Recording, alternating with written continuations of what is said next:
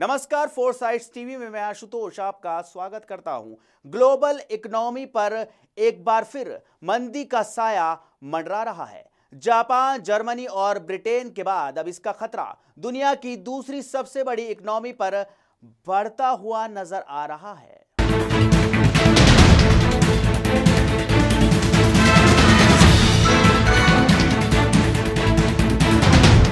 China economy की बिगड़ी सूरत की तस्वीर आर्थिक आंकड़ों से साफ हो रही है, जो हैरान करने वाली है। चीन में आने वाले प्रत्यक्ष विदेशी निवेश यानी चाइना एफडीआई में बड़ी गिरावट आई है, जो करीब 3 दशक में सबसे खराब है। आइए समझते हैं क्या संकेत दे रहे हैं चीन के आंकड़े और कैसे भारत को एक बड़ा मौका हाथ लग सकता है।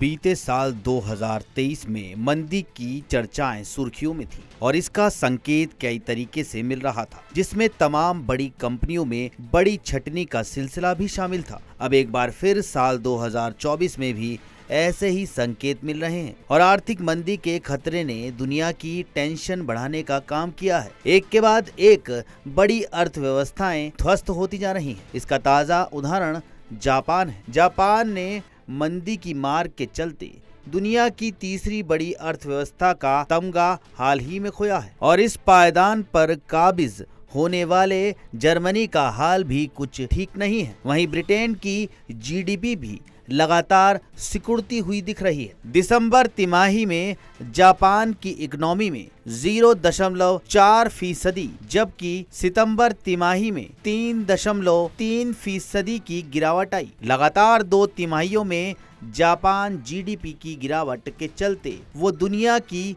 तीसरी इकोनॉमी के अपने स्थान से खिसककर चौथे नंबर पर आ गया। देश की जीडीपी $4.2 ट्रिलियन रह गई। जापान के चौथे पायदान पर खिसकने का फायदा जर्मनी को हुआ और वो $4.5 ट्रिलियन जीडीपी के साथ दुनिया की तीसरी सबसे बड़ी अर्थव्यवस्था बन गया। अब बात अगर ब्रिटेन की करें तो ये भी मंदी की चपेट में नजर आ रहा है। यहाँ भी 2 तिमाहियों से जीडीपी में गिरावट जारी है। वहीं दिसंबर तिमाही में 0.3% तक सिकुड़ गई है। ऐसे में दुनिया की टॉप इकोनॉमी में शामिल इस देश को लेकर भी चिंताएं बढ़ गई हैं। दुनिया की दूसरी सबसे बड़ी अर्थव्यवस्था चीन भी तमाम संकटों से जूझ रही है। रियल एस्टेट से लेकर बैंकिंग क्राइसिस तक ने इसकी बदहाली की तस्वीर दुनिया के सामने रखी। वहीं अब एफडीआई के जो आंकड़े सामने आए हैं, रिपोर्ट के मुताबिक चीन को एफडीआई के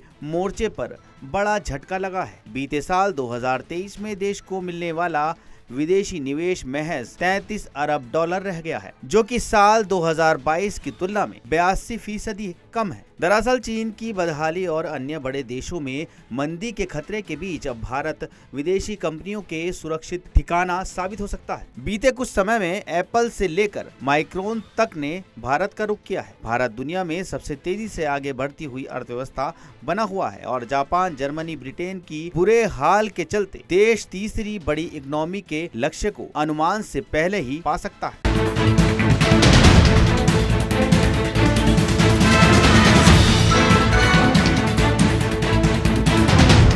ताजा तरीन खबरों में बने रहने के लिए देखते रहिए फोरसाइट्स टीवी।